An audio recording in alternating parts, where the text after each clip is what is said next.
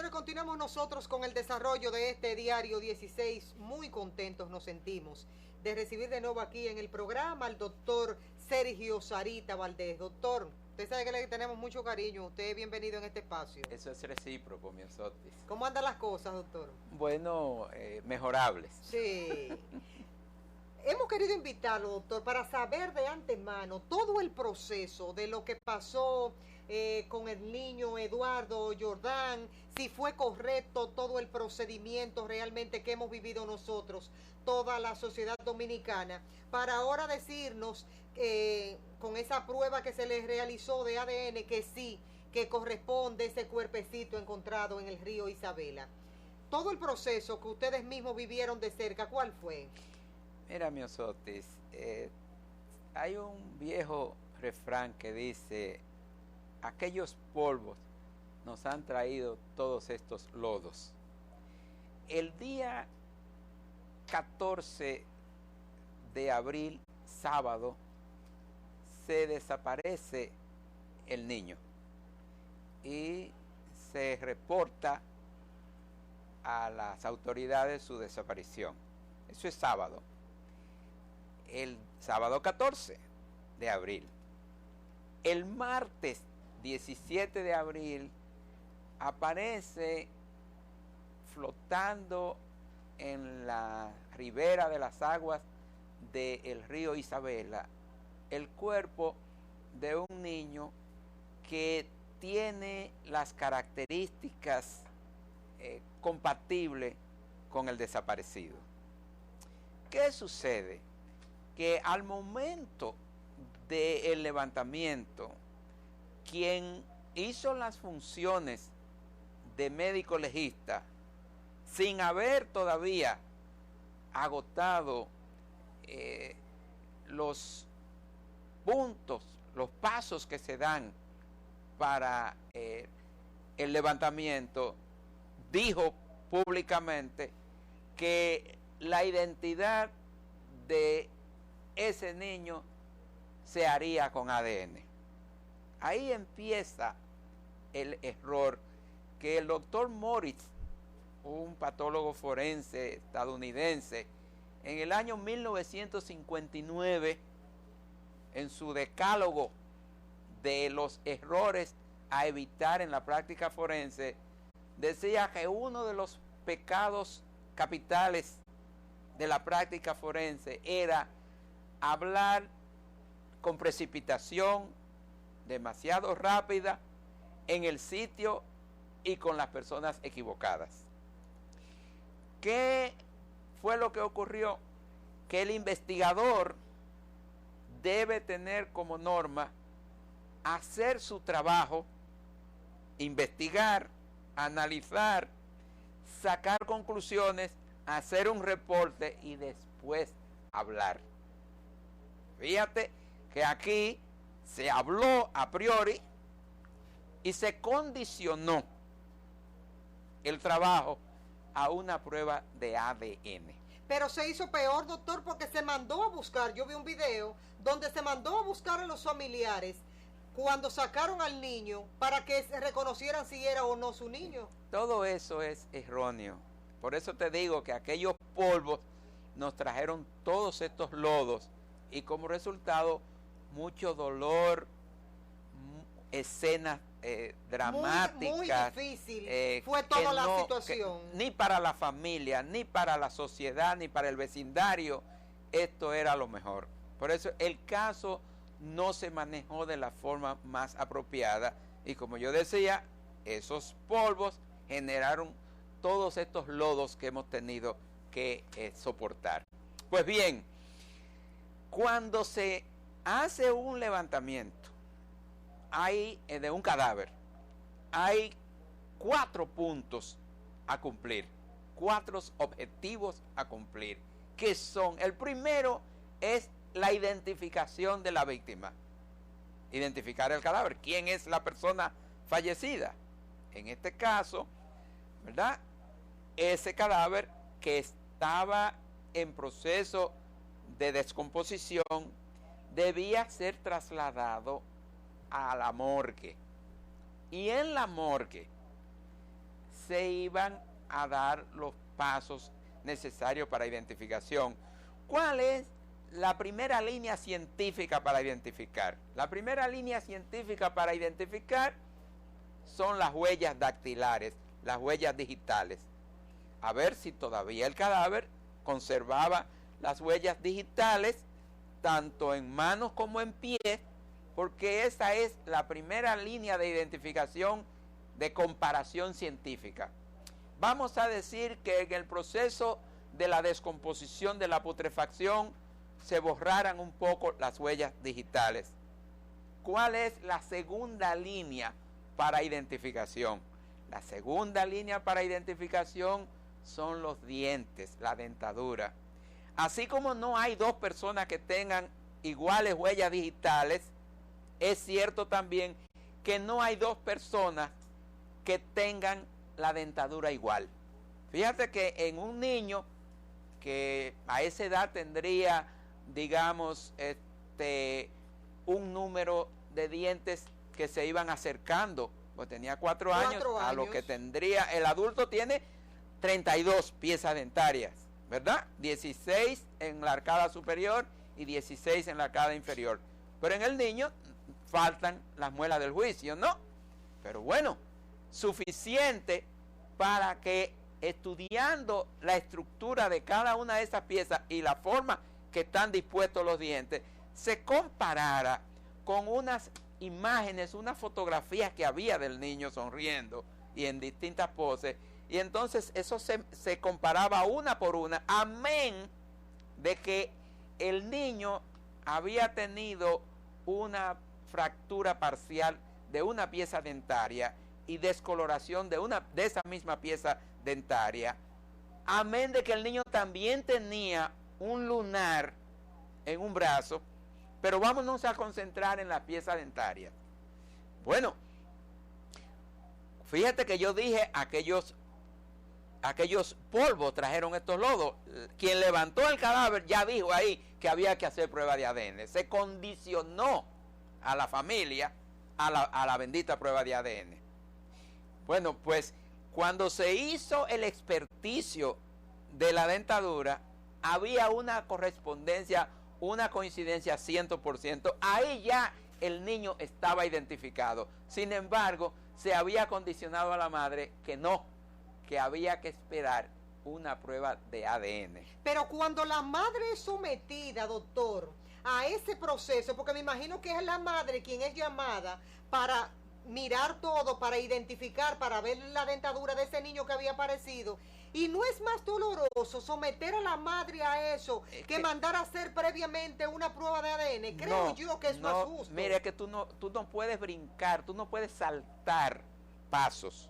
Tú quieres identificar, tú tienes que empezar con lo que es más sencillo, más rápido, seguro, porque tú quieres identificar. Ya identificar es comparar.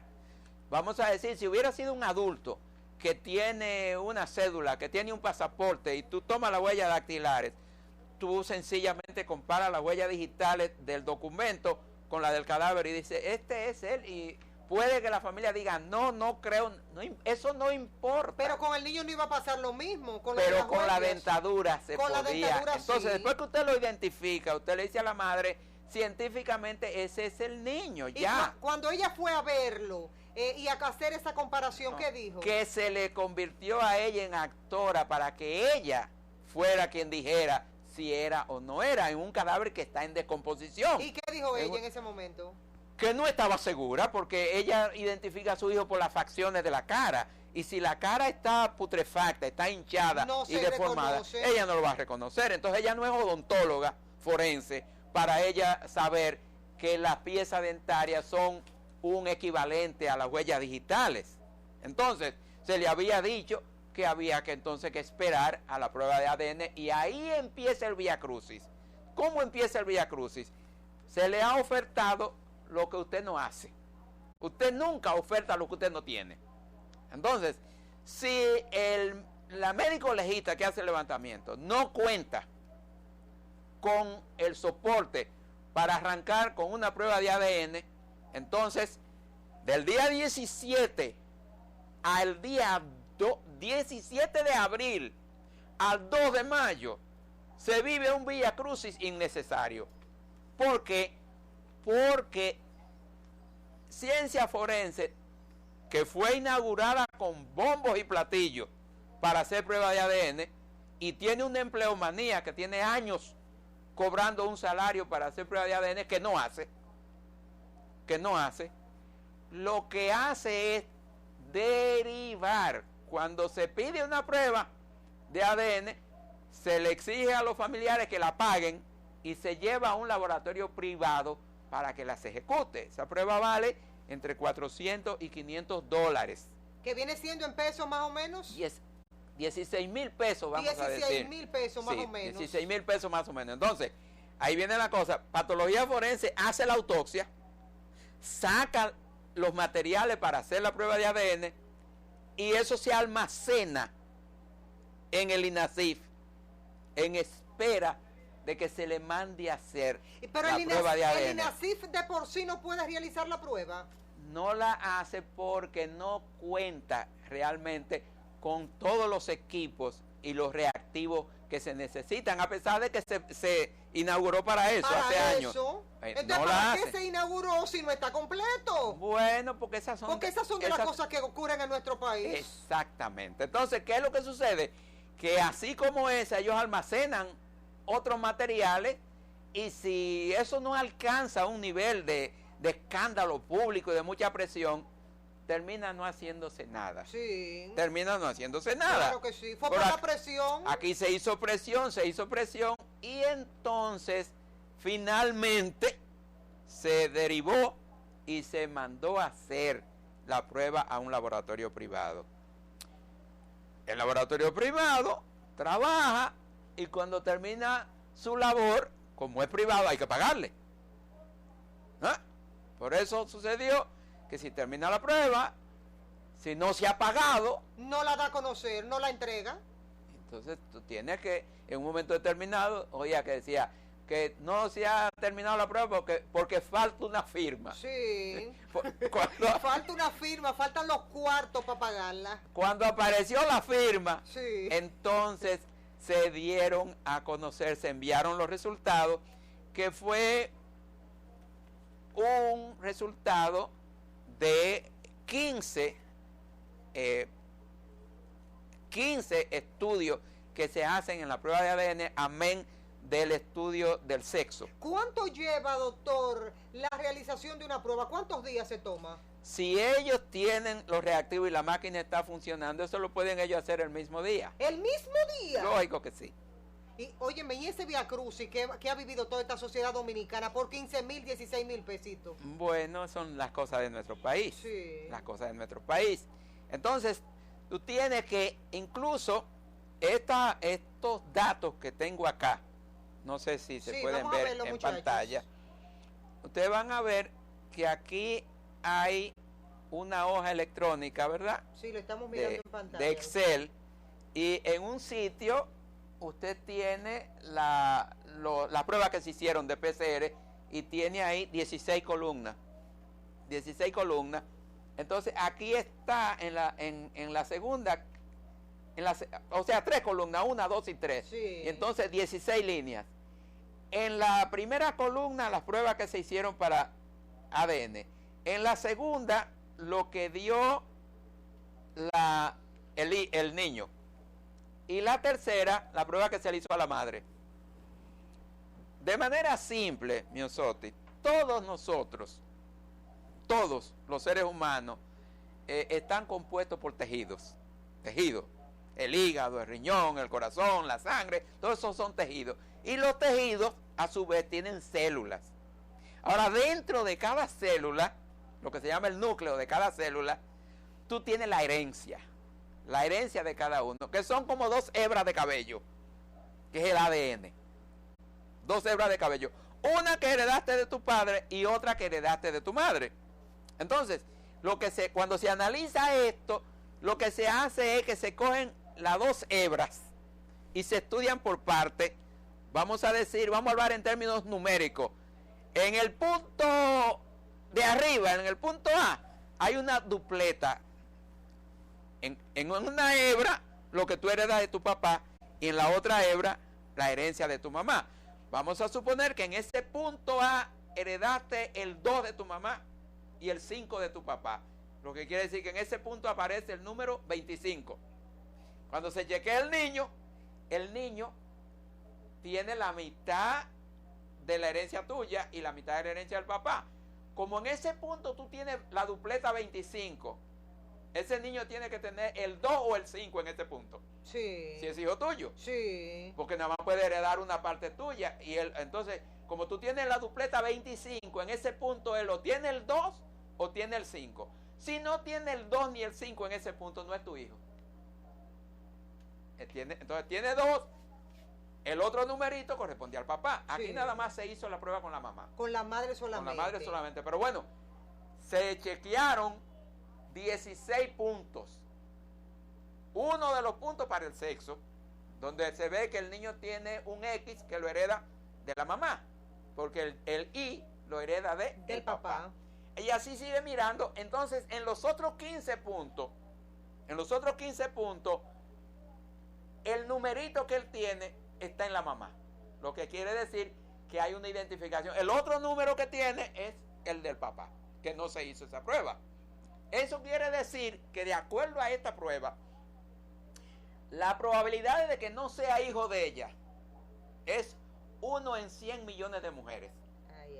O sea que, para fines prácticos, ese es su hijo. Ese es su hijo. Ese es su hijo. Ahora bien, esa prueba es específica, pero como dije, no es una prueba de primera línea, porque tú lo que quieres identificar.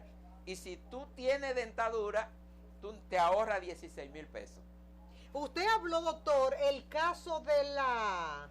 Porque en el caso de los 16,000 pesos no lo pagó la familia del niño, porque no tenía los recursos, tenemos entendido. Sí, bueno, en ese caso lo cubre bajo presión la Procuraduría General de la República. De la República. Sí. Entonces, usted habló de 4 pasos. Sí. Y habló primero de las huellas dactilares, habló de la dentadura, pero faltan 2 casos más. No, con perdón. Yo hablaba de método para identificar, la identificación. Yo hablaba de 4 objetivos de una autopsia. El primer objetivo era la identificación. 4 objetivos de la autopsia, no de la identificación. La identificación es uno de los objetivos. El segundo objetivo es saber la causa. ¿De qué fue que se murió? Porque no basta con identificar. En la autopsia tú tienes que decir de qué se murió. Un tercer objetivo que tú tienes que saber es la causa, cómo fue que produjo la muerte, los mecanismos. Y finalmente tú tienes que establecer si fue una muerte natural, si fue un homicidio, si fue un suicidio, si fue una muerte accidental. Una vez que tú has completado esos 4 objetivos fundamentales, tú puedes decir, mi trabajo está concluido. Pero eso, todo lo que ha pasado con este caso, deja en evidencia todas las debilidades de lo que adolecemos nosotros. Correcto. Y esas instituciones que para una situación tan, óyeme, tan especial, porque hay que denominarlo así, ese caso del niño Eduardo Jordán, tan especial para todos nosotros. Primero porque es un bebé de tan solo 4 añitos.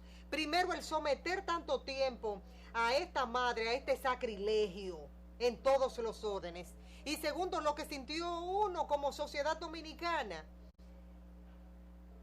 ¿Cómo nosotros, doctor, comenzamos en este país a inaugurar cosas, instituciones y organismos que al final de todo no nos sirven para emergencias como esta? Yo decía en un artículo que salió publicado en un diario, en el diario Hoy el martes, un artículo que decía el voto de los muertos.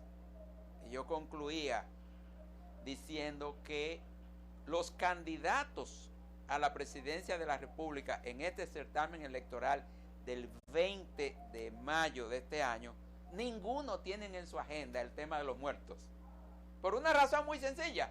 Los muertos no votan. Los muertos no votan. Pero, yo decía, los 2 candidatos que tienen más probabilidades de alcanzar la presidencia, uno que pide una segunda oportunidad y el otro que habla de corregir lo que está mal. Yo le decía a los 2 que, puesto que los muertos no pueden votar ahora, los muertos lo único que pueden es reunirse en asamblea y pedirles que corrijan lo que está mal en la práctica de la medicina forense en República Dominicana, que son muchas cosas que andan mal, como estas. Y lo segundo, que hagan lo que nunca se ha hecho, que es un Instituto Nacional de Patología Forense, un edificio moderno, amplio, con capacidad y técnica para realizar todo lo que la sociedad moderna y actual demanda. Esos dos puntos piden los muertos, y si en eso no se les puede complacer, tendríamos que esperar al 16 para que los muertos lleven su propio candidato. Pero lo grave del caso, doctor, es que hablamos de modernidad y de progreso, y eso forma parte de la modernidad y del progreso. Entonces es una contradicción a lo que nos brindan. Bueno, tú recuerdas, Miosotti, que hay un refrán que dice que del dicho al hecho hay mucho trecho. Y eso es verdad. Pero tenemos que insistir por reducir ese trecho y hacer que lo que decimos coincida con lo que hacemos. Porque este es un pueblo muy inteligente. Este es un pueblo inteligente, aunque engañado muchas veces, pero es un pueblo inteligente, y más a la corta que a la larga termina diciendo quién es quién, en base a si se le dicen o no se le dicen verdades. Porque se dice por ahí que el mentiroso y el cojo no llegan lejos. Entonces, el pueblo observa, es inteligente, tiene ojos abiertos y oídos muy atentos para discernir luego quién le engaña y quién le dice la verdad. Y decía Benjamin Franklin, y lo repitió Kennedy: usted puede engañar al pueblo una vez, es cierto, cualquiera me engaña. Y Juan Bosch decía: me engaño una vez, vivo es. Pero usted no puede engañar a todo el pueblo todo el tiempo. Eso se cumple. Entonces, nosotros esperamos que esta odisea que vivió esta familia, que ha vivido esta comunidad y que compartió la sociedad dominicana, no se repita. No hay necesidad de repetir este drama trágico, que a veces parecía hasta tragicomedia. Sí. Eso debe terminarse de una vez y por todas, y que en República Dominicana empecemos a dar los pasos firmes y serios para hacer una práctica médico forense que se corresponda con el nivel de desarrollo en el que estamos y al que aspiramos. Porque se dice que uno de los puntos esenciales del desarrollo de la República Dominicana es el turismo. Aquí viene gente de muchos confines del mundo, principalmente de Europa, Estados Unidos y Canadá. Y no es cierto que los ciudadanos, la familia de esos países, se sentirían satisfechas si pasa una desgracia, una tragedia aérea, o muere alguien, se descompone y no se le puede identificar, o se le somete a la odisea a la que fue sometida esta familia, reitero, innecesariamente. Doctor, es difícil, esto le puede pasar a cualquiera de nosotros, y no estar en un momento determinado en capacidad de pagar una prueba, y una prueba que de por sí le tiene que corresponder al gobierno, al Estado dominicano. ¿Por qué uno decir, bueno, que la pague el interesado? Es como injusto, y más en momentos como ese. Y por eso es bueno esta reflexión que estamos nosotros haciendo, porque aquí hay mucha gente que ha sepultado en fosas comunes cadáveres, en desgracias grandes que han pasado. Miren lo que pasó con los que se subieron a la embarcación, y que en una fosa común se tuvieron que entrar todos esos cuerpos porque la familia no pudo identificarlos a la mayoría de ellos. Esto es injusto. Correcto. Eso es no muy debe injusto. ser, Y eso no debe ser y no debe pasar en el país. Quiero agradecerle de antemano, doctor, su participación en el programa. Me quito el sombrero ante usted. Usted es uno de los hombres de mucha valía que tiene esta sociedad dominicana. Qué bueno que usted puede hablar con tanta independencia. Eso se valora. Muchas gracias. Cuídese mucho, doctor, y se le quiere. Gracias. Pasa buen día. Señores, nos vamos a la pausa comercial. Al regreso, esa entrevista que nosotros realizamos al doctor Luis Chequer Ortiz de Participación Ciudadana, para que usted se entere todos y cada uno de los puntos de los cuales se está quejando en la actualidad Participación Ciudadana, con todo este proceso que se ha dado y estos ataques por parte de la Junta Central Electoral. Eso viene después de la pausa comercial.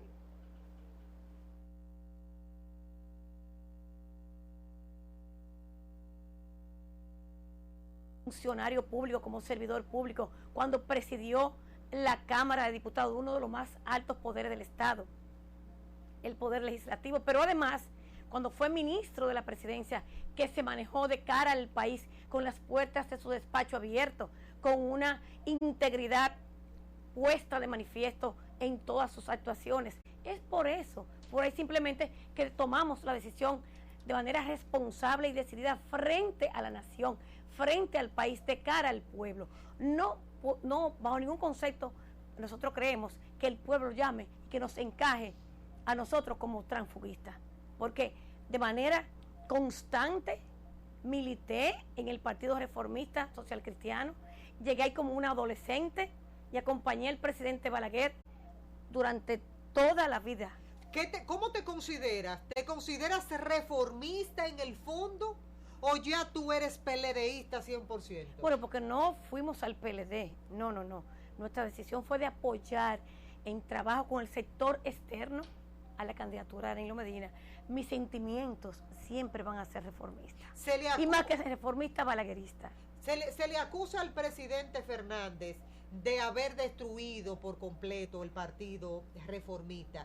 Eso no te toca de antemano. Yo no creo que ha sido el presidente Fernández. Somos nosotros los reformistas. Mira cómo te hablo, de manera natural y espontánea, como reformista.